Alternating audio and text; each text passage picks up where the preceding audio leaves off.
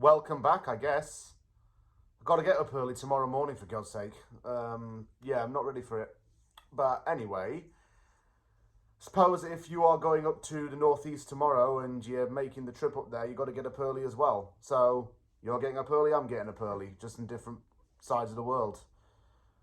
Yeah, Premier League is back, and West Ham's first game is an away trip to the Stadium of Light to play newly promoted Sunderland.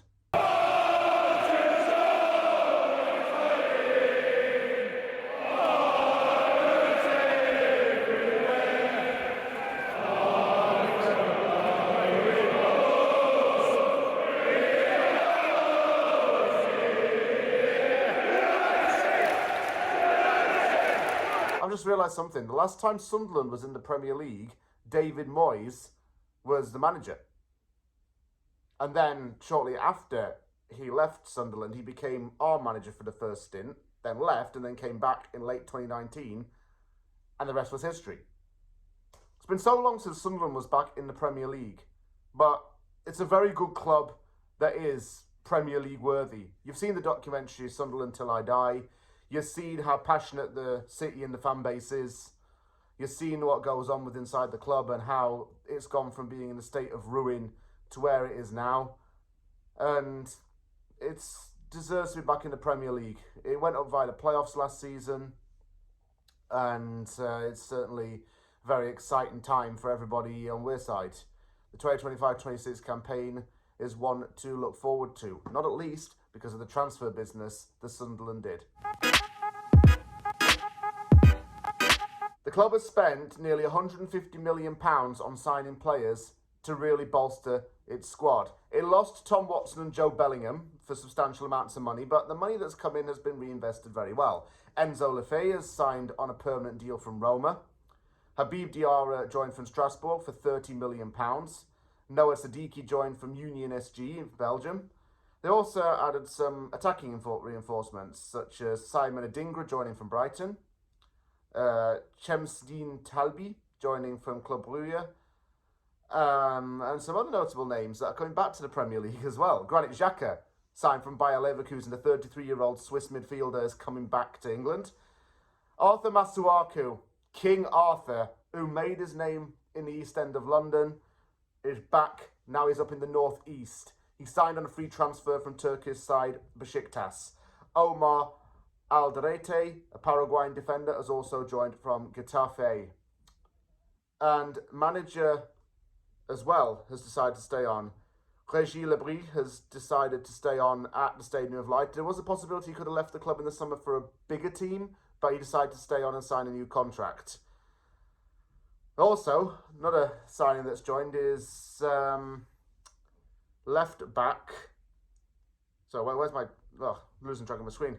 Left back Reinildo Mandava, who's joined from Atletico Madrid on a free transfer as well. Quite a bolstered squad, and certainly a lot of investment has been made. Some of the striker options from last season were pretty good. You know, like Mienda was a really good player. Isidore played very well for Sunderland last season.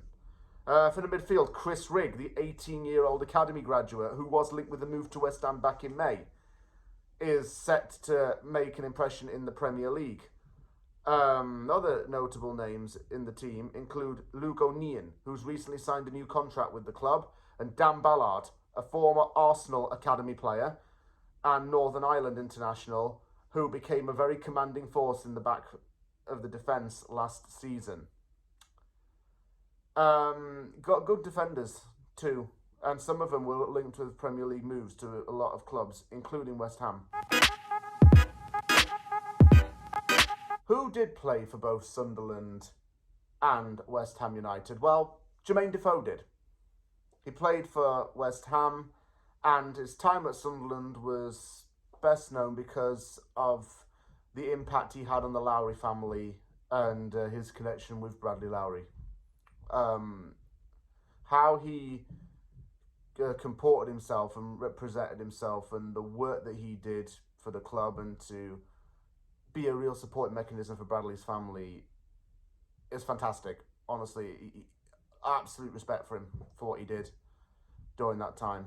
And, you know, it was very sad very sad time for a lot of people in football.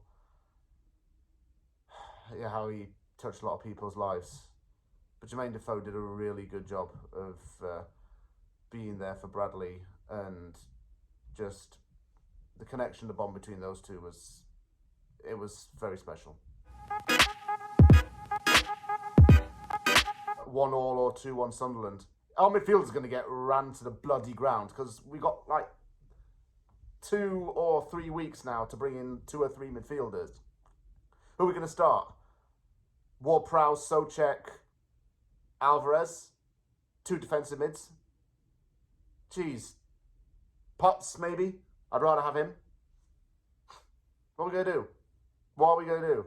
Our midfield could get run to the ground if we are not careful. I've got to set my alarm, get ready for this game tomorrow, and then probably go back to bed straight afterwards because I work tonight.